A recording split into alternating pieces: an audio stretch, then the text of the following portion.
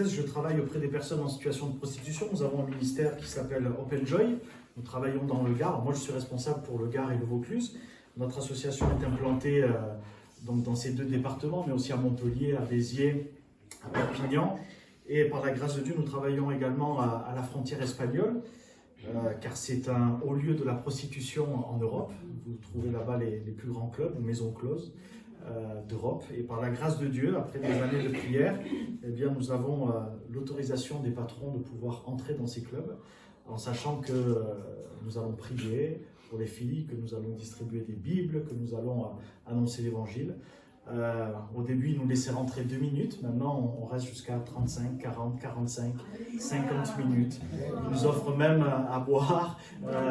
Voilà, parce qu'ils savent que après le passage, après notre passage, voilà, quelque chose se passe. Parce qu'il y a un besoin en tout cas de spiritualité. Et quand je reviendrai vous parler de l'association, ça me permettra de parler de la traite humaine. Parce que aujourd'hui, on peut avoir une image de ce qu'est la prostitution, mais aujourd'hui, la majorité des gens que nous rencontrons des centaines de femmes, la majorité des femmes sont victimes de traite humaine. Et ça, c'est la réalité.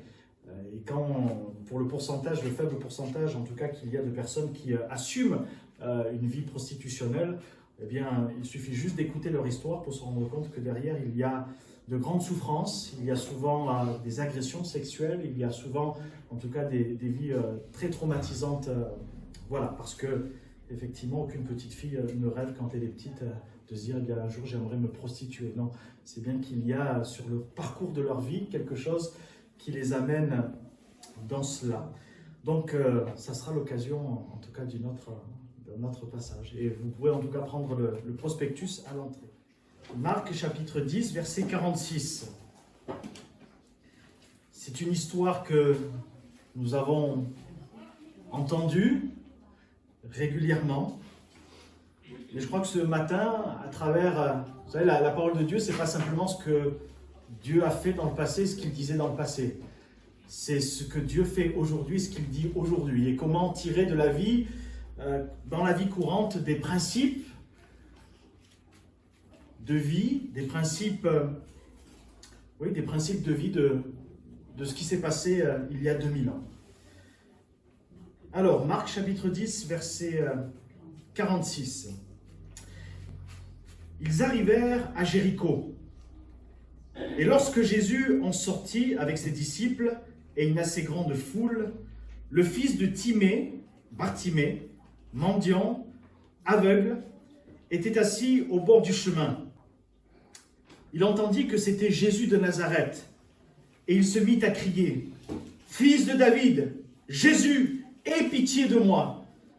Plusieurs le reprenaient pour le faire taire, mais il criait beaucoup plus fort, « Fils de David, aie pitié de moi !»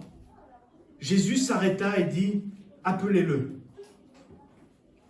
Ils appelèrent l'aveugle en lui disant, « Prends courage, lève-toi, il t'appelle. » L'aveugle jeta son manteau et se levant d'un bond, vint vers Jésus.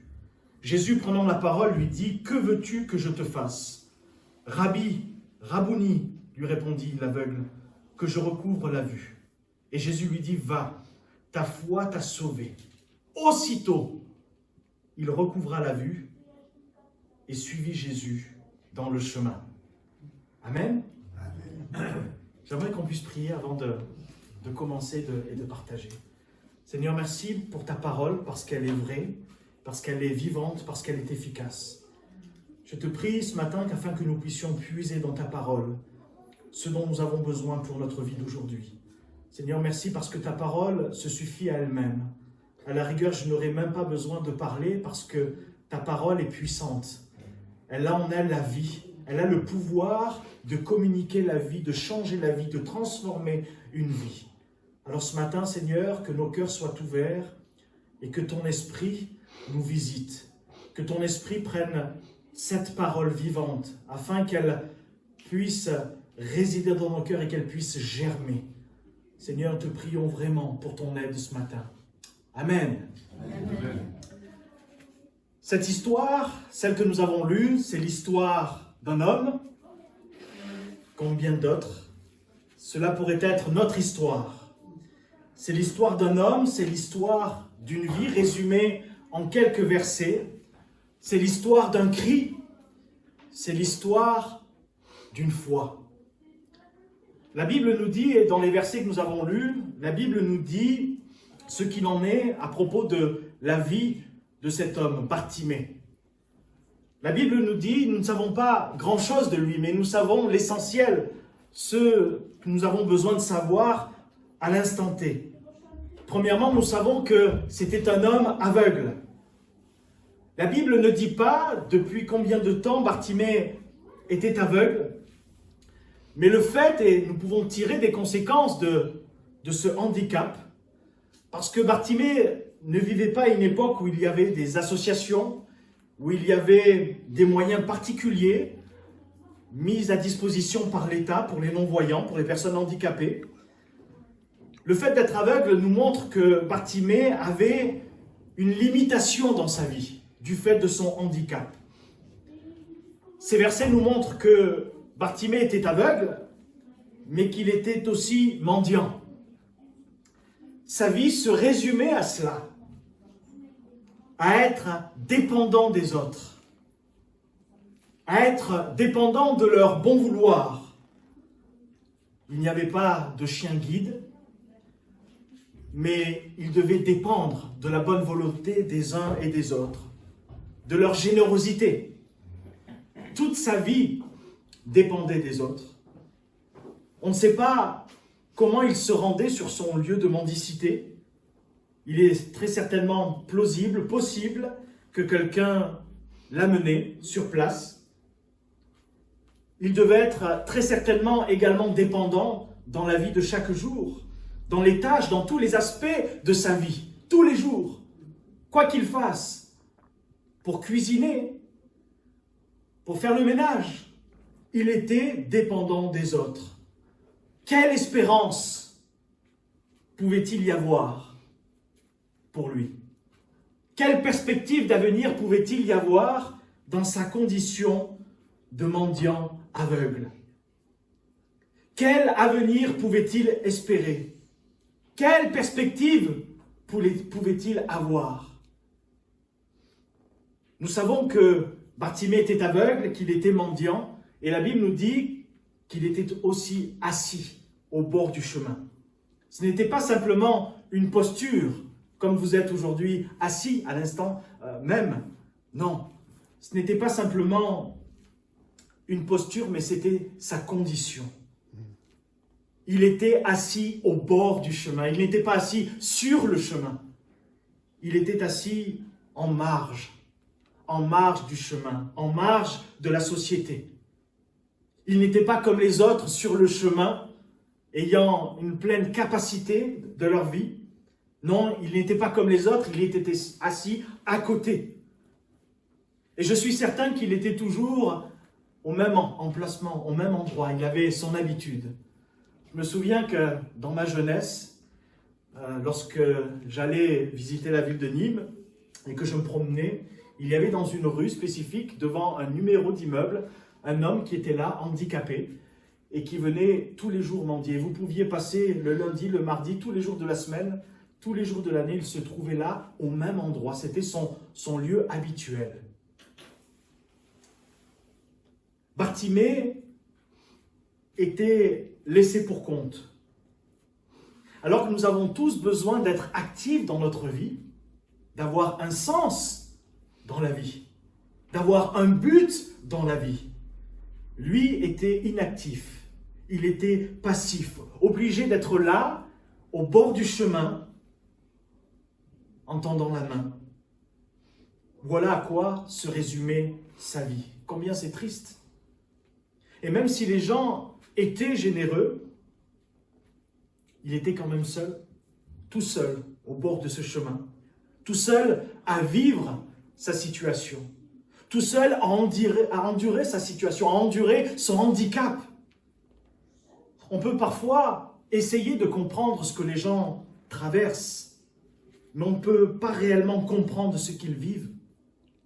On peut essayer de se mettre à la place des autres, sans pleinement comprendre. On peut avoir beaucoup de compassion pour quelqu'un de non-voyant, mais on ne peut pas savoir ce qu'il vit, ce qu'il traverse, sans avoir vécu la même chose.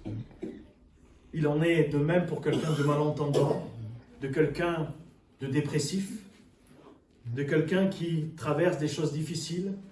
Nous pouvons essayer de comprendre, mais il est très difficile parfois de le saisir pleinement parce qu'on ne vit pas ce que l'autre vit.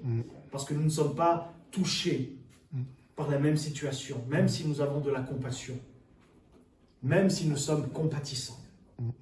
Et quand nous voyons l'accumulation qu'il y a sur la vie de Bartimée, aveugle, mendiant, assis au bord du chemin, malheureux, seul, mais que peut-il espérer de sa vie?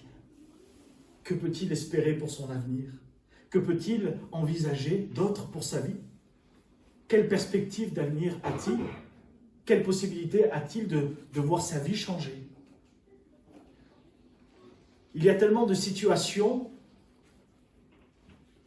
dans nos vies qui peut-être semblent être à l'arrêt. Quand on voit parfois la vie des gens qui nous entourent, ou peut-être même la nôtre, on se dit il n'y a plus d'espoir, plus de perspective. Parfois on peut se sentir comme Bartimée, où on se sent assis au bord du chemin, abandonné, seul, sans solution, sans perspective, sans avenir, résigné, en nous disant de toute façon, ma situation ne peut pas changer. J'ai toujours vécu cela, j'ai toujours subi cela, et il n'y a aucune porte de sortie. Et c'est parfois le raisonnement qui sonne dans nos vies quand on est en manque de perspective. On finit même par s'habituer au manque de perspective. Le passage qui concerne Bartimée ne mentionne pas depuis quand Bartimée est comme cela. Par contre, ce passage mentionne pendant combien de temps il lui reste à rester comme cela. Waouh! Nous ne savons pas depuis quand il vit cela, mais nous savons combien de temps il lui reste à vivre cela. Amen. Amen. Alors que Bartimée est assis au bord du chemin, assis dans sa situation, sans aucune solution, sans aucune perspective, il y a un événement qui va remuer, qui va bouger son quotidien, qui va bouleverser ses habitudes. Très certainement qu'il se levait à la même heure, qu'il allait et qu'on l'amenait à l'endroit de mendicité, là où il se trouvait au bord du chemin, aux mêmes horaires. Il avait une routine. Et là, sa routine est bousculée. Sa routine est bouleversée. Son train-train quotidien va connaître un événement majeur pour lui. Bartimée entend. Eh oui, parce que il était aveugle, mais il n'était pas sourd. Et on sait que quand on a un handicap, eh bien, par exemple, la vue, l'ouïe est un peu plus fine. Et il a entendu que Jésus de Nazareth passait par là, par son chemin, par le chemin où il était assis au bord, là où il se trouve. Bartimée n'avait à ce moment-là personne pour le conduire à Jésus. C'est difficile parce qu'il a dû entendre une foule, il a dû entendre beaucoup de bruit, et malgré cela, il entend, on lui dit très certainement que Jésus passe par là. Il est certain, au vu de sa réaction, qu'il a entendu parler de Jésus, qu'il sait qui est Jésus, et ce qu'il faisait, et ce qu'il fait. Et le fait d'entendre que Jésus passe provoque en lui quelque chose. Il y a une réaction. Peut-être se dit-il à ce moment-là, hey, c'est une opportunité. C'est une opportunité. Bartimée était aveugle, mais il n'était pas sourd ni muet. Alors il va commencer à crier. Pas à parler, mais à crier. Jésus, aie pitié de moi. Fils de David, aie pitié de moi. Il va crier pour se faire entendre. Et ce n'est pas l'appel d'un fan dans un concert. C'est l'appel d'un homme. C'est un cri de désespoir. Et en même temps un cri d'espérance. C'est un cri de foi. Il met dans ce cri-là tout ce qu'il y a au fond de son cœur. Bartimée doit se dire, voilà l'opportunité de ma vie. Voilà une opportunité pour que ma vie change. Voilà une opportunité pour que ma situation change. C'est comme si, à travers son cri, il exprimait toutes ses attentes. C'est comme s'il voulait dire, attends Jésus, je suis là. Je suis là depuis tant d'années à souffrir, à subir. S'il te plaît Jésus, arrête-toi sur mon chemin. S'il te plaît Jésus, il faut que ma vie change. Il faut que cela change, cela suffit de vivre comme je vis. Il doit très certainement se dire cela. Voilà l'opportunité, voilà Jésus. La Bible nous rappelle dans Hébreux chapitre 11 que la foi est une démonstration des choses que l'on espère. La foi se démontre.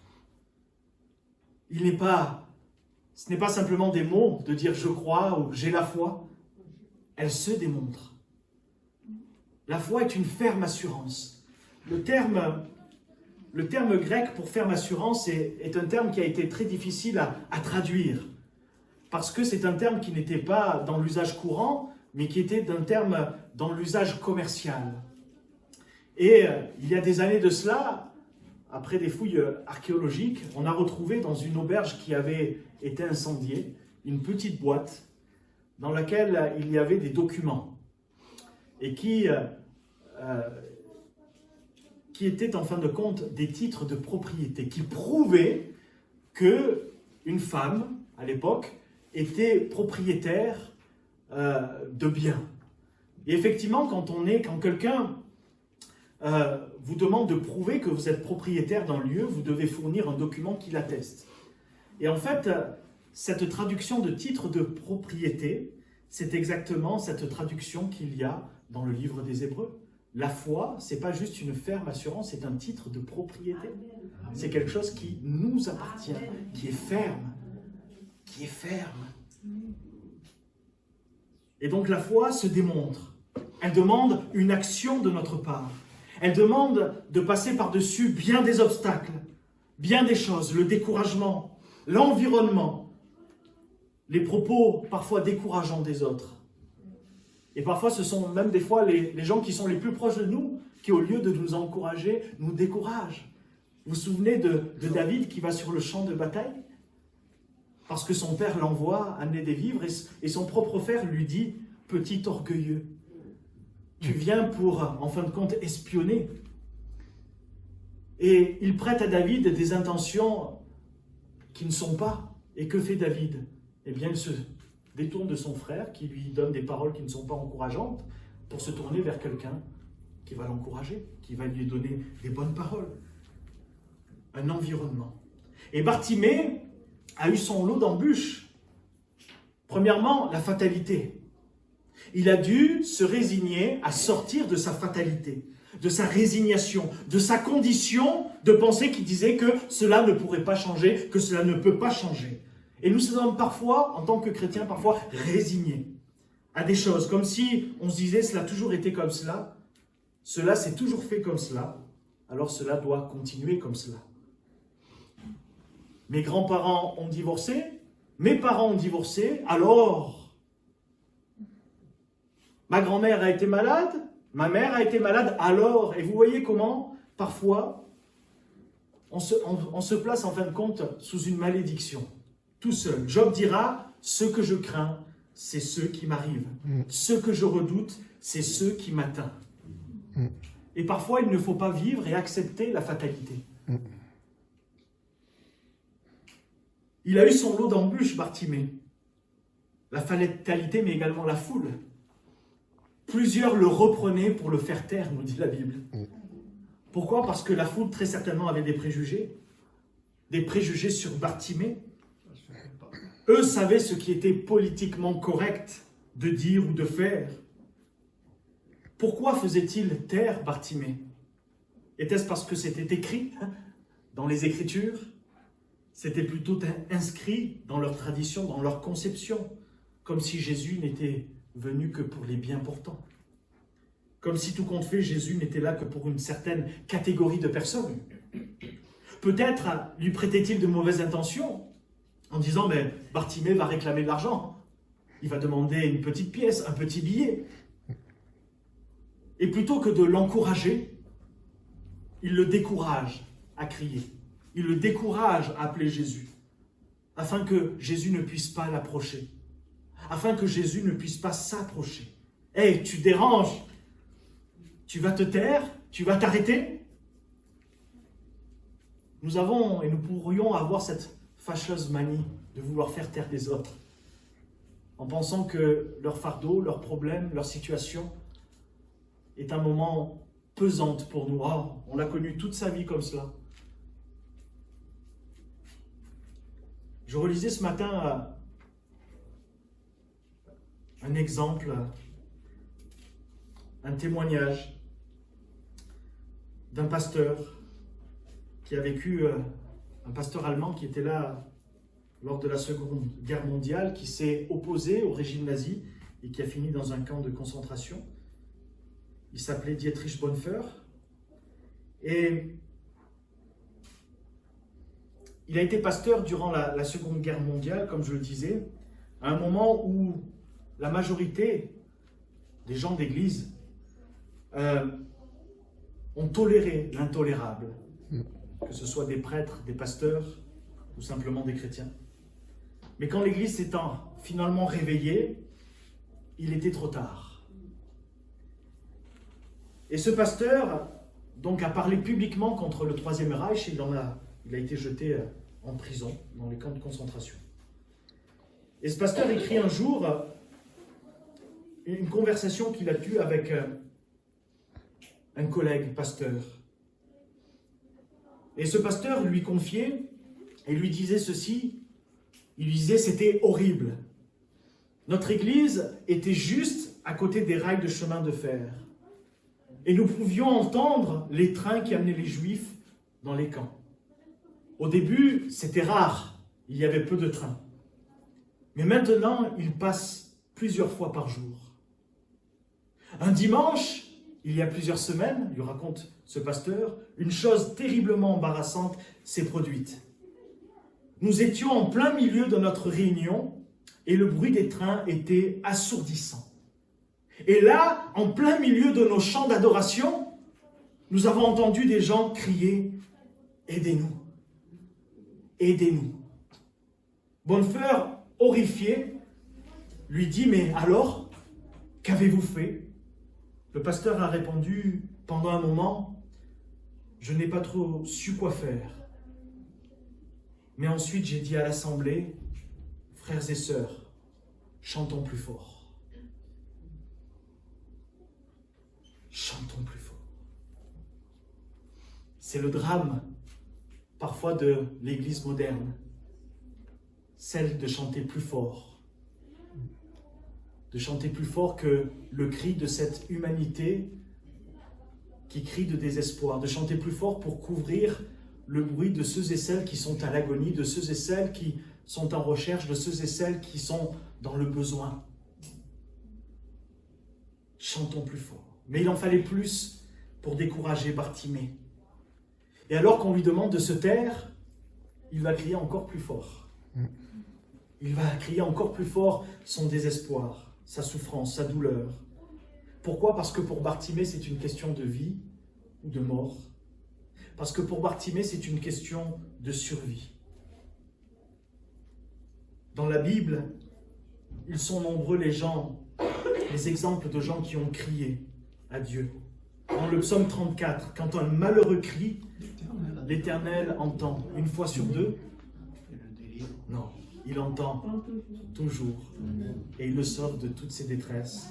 Le psaume chapitre 18, verset 6 nous dit « Dans ma détresse, j'ai invoqué l'Éternel et j'ai crié à mon Dieu. Il a entendu ma voix et mon cri est parvenu devant ses oreilles. » Dieu dira à Moïse « J'ai entendu le cri de mon peuple. » Et l'attitude de Bartimée doit nous encourager, frères et sœurs, à ne cesser de crier, à ne cesser de continuer à chercher, à ne cesser de continuer à persévérer.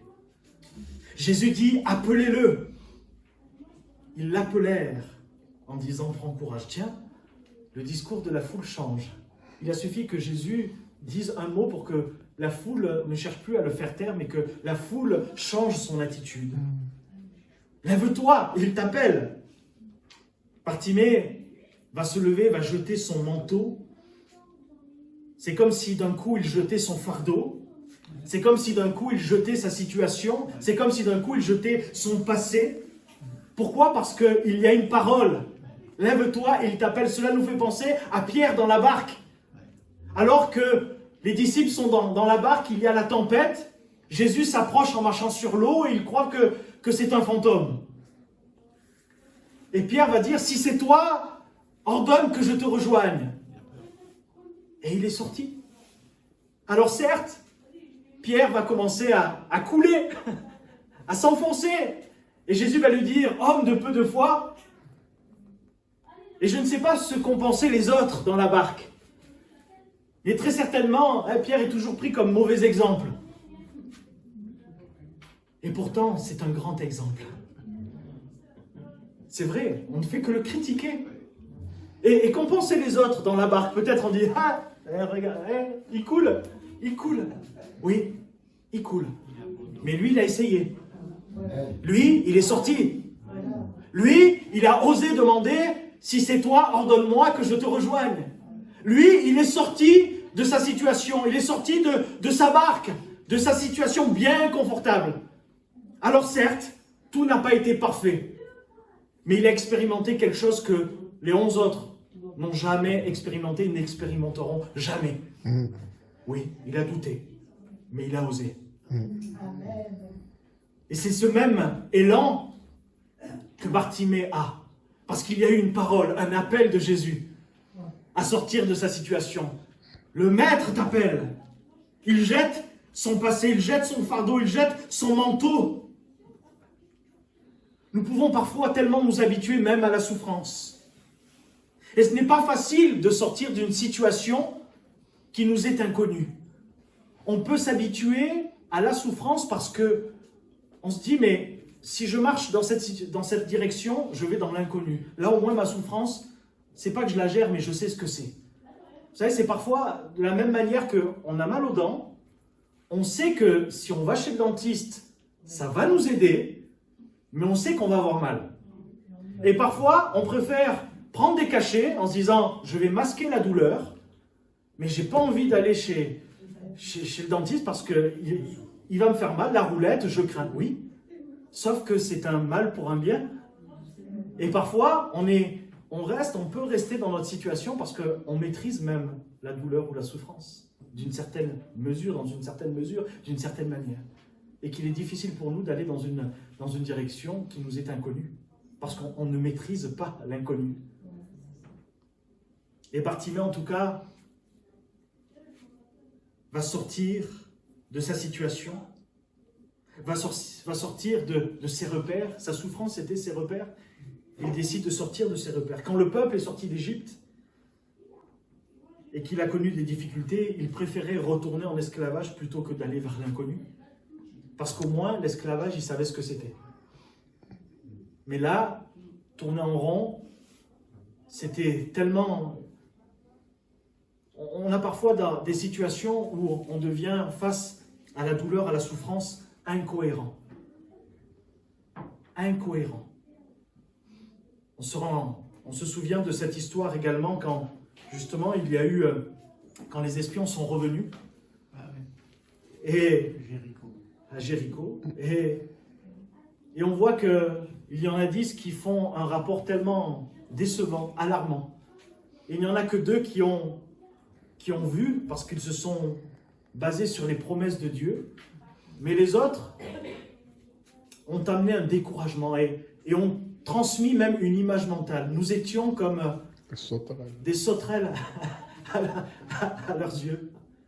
Waouh! Et donc, en transmettant cela, les gens se sont fait une image mentale de ce qu'ils étaient. Au lieu de dire nous sommes des géants, non, nous sommes des sauterelles. Et le peuple, avant même d'avoir combattu, il était déjà vaincu. Avant même d'avoir combattu, il était déjà vaincu. Parce que on voit que le découragement se transmet plus rapidement que l'encouragement. Et ça a découragé tout un peuple qui préférait retourner là aussi en esclavage. Pourquoi? Parce qu'il savait ce que c'était. Il pouvait maîtriser cela. Bartimée va se lever d'un bond, va jeter son manteau. Il va répondre à l'appel de Jésus immédiatement. Lui va faire le choix de se lever. Il va faire le choix d'aller. Parce que la participation, sa participation, est essentielle. Parce que comme on le disait tout à l'heure, la foi se démontre. Il aurait pu attendre bien sagement, non. Il a dû, de la même manière que Pierre a dû sortir. Il fallait qu'il y ait de sa part un acte, qu'il y ait une action. Il avait soif. Il y avait en lui, à ce moment-là, de l'espérance, de la foi. Et Jésus lui pose une question étrange. Que veux-tu que je te fasse? Tu plaisantes, Jésus? C'est moi qui suis aveugle ou... Enfin, tu vois pas? Elle est où la caméra? C'est un sketch. Tu vois pas que je suis aveugle? Mais pourquoi Jésus lui pose cette question? Parce que très certainement, Bartimée aurait pu se contenter des miettes. Peut-être que Bartimée aurait pu simplement dire « Seigneur, peux-tu me donner assez d'argent pour que je vive jusqu'à la fin de mes jours ?» Nous sommes tellement parfois conditionnés par notre culture, par notre éducation, à penser petit et à demander petit. Je suis certain que vos parents, comme les miens, vous ont très bien éduqué. Et vous ont éduqué de telle sorte que quand vous étiez invité avec eux, chez des amis, et lorsqu'arrivait le moment du dessert, et surtout le moment où il ne reste qu'une seule part, et que les invités, en tout cas les amis qui vous invitaient, vous disaient « Tu veux la part ?» Eh bien, vous étiez poli, vous disiez « Non ». Alors qu'à l'intérieur, ça disait « Je la veux, je la veux, c'est mon dessert préféré, je veux cela ».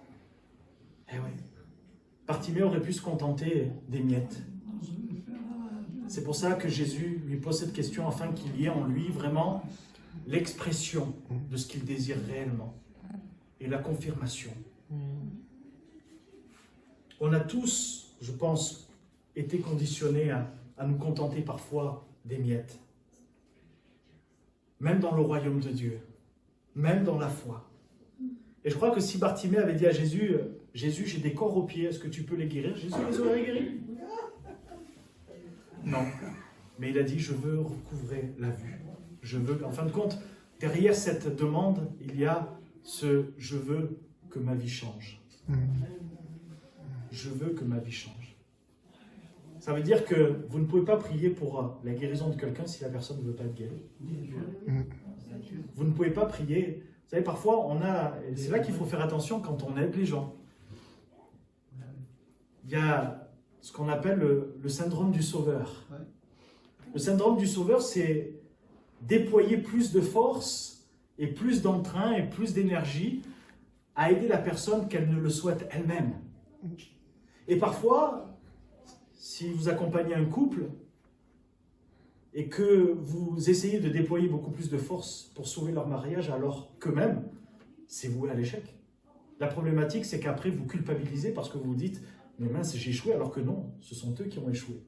Si eux-mêmes ne font pas l'effort nécessaire, ou si l'un des deux ne souhaite pas faire d'efforts nécessaires pour s'en sortir, les choses ne changeront pas. C'est pour cela que Jésus pose cette question, que veux-tu que je te fasse? En disant, oui, ça dépend de moi, je peux te guérir, mais ça dépend de toi. Veux-tu être guéri? Veux-tu être guéri à cet instant-là? C'est la question. Et on voit que à chaque rencontre, les dialogues sont différents. À chaque rencontre, les problématiques sont différentes. Et c'est vrai ce que tu dis. Le libre arbitre, la liberté de choisir ou de ne pas choisir. Il y a beaucoup d'appelés, mais peu d'élus, nous dit la Bible. Beaucoup d'appelés, mais peu qui répondent.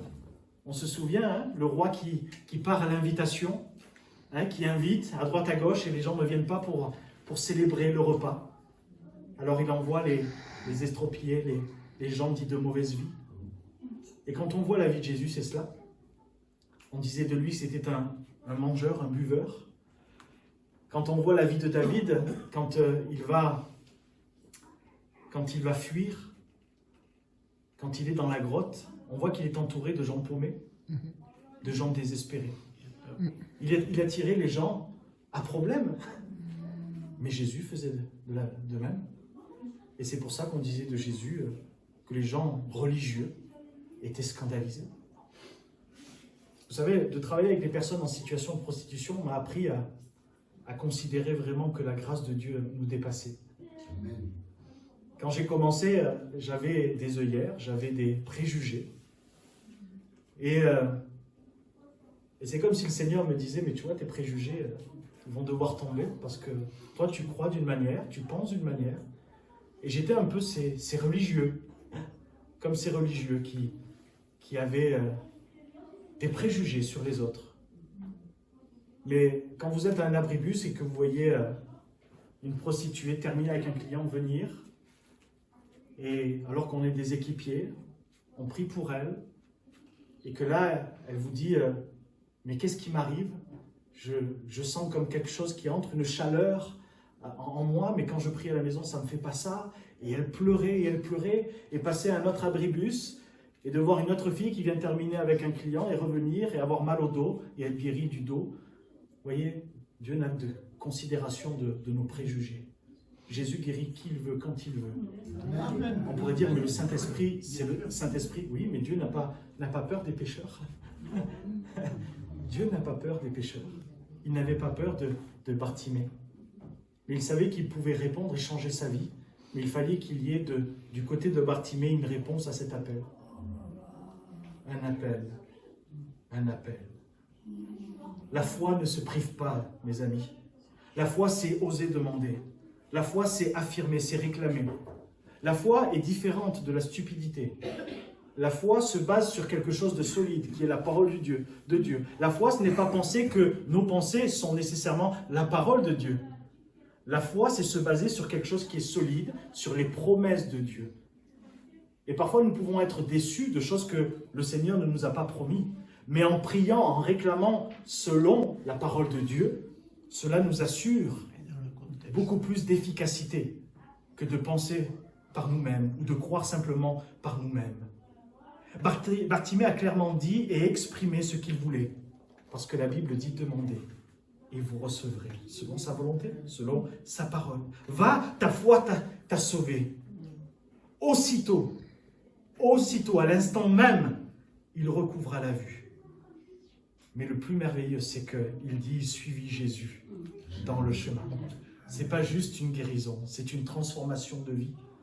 Cet homme Bartimée a passé je ne sais pas combien d'années à être là, dépendant des autres, et aujourd'hui, il veut que sa vie ait un sens, que sa vie ait un objectif. Il veut que sa vie soit au service de celui qui l'a guéri, de celui qui l'a transformé, de celui qui l'a sorti de son fossé, de son chemin. Et Bartimée va suivre Jésus. Et dans la Bible, suivre, c'est vraiment suivre. C'est pas juste je vais l'accompagner. Non, c'est je vais le suivre. Amen. Amen. Je ne sais pas où tu en es dans ta vie. J'aimerais te poser des questions. As-tu perdu tout espoir? As-tu perdu toute perspective pour ta vie? Pour ton avenir, pour ton couple, pour ta famille, pour tes enfants? As-tu baissé les bras au point de ne plus être en chemin, mais d'être assis sur le bord du chemin, avec l'impression que tu n'es pas entendu, que tu n'es pas écouté, avec l'impression que rien ne peut changer?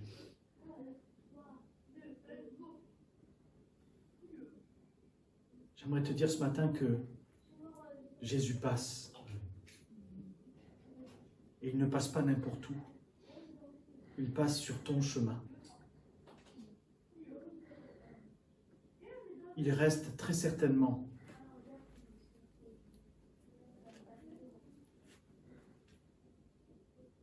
une braise de foi en toi, suffisante pour que le Saint-Esprit puisse souffler dessus et ranimer le feu, ranimer l'espérance pour ta situation. La parole de Dieu nous dit qu'il n'y a rien d'impossible.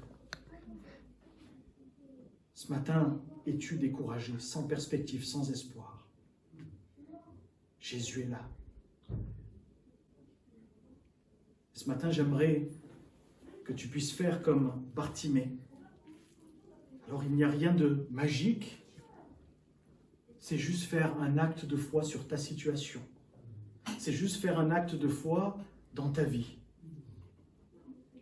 Et ce matin, cet acte de foi, c'est peut-être simplement de sortir du rang et de t'avancer afin de prier. Cela te demande du courage, cela te demande du courage. Mais c'est un acte de foi qui démontre que tu as envie que la situation change. C'est un acte de foi qui démontre que tu fais ta part. Que tu dis, Seigneur, je suis là. Seigneur, je suis prêt, je suis prête à ce que la situation change. Que ce soit pour toi, que ce soit pour ta famille, que ce soit pour tes enfants. Alors je t'invite à sortir des rangs et à t'avancer. Et on va prier avec toi.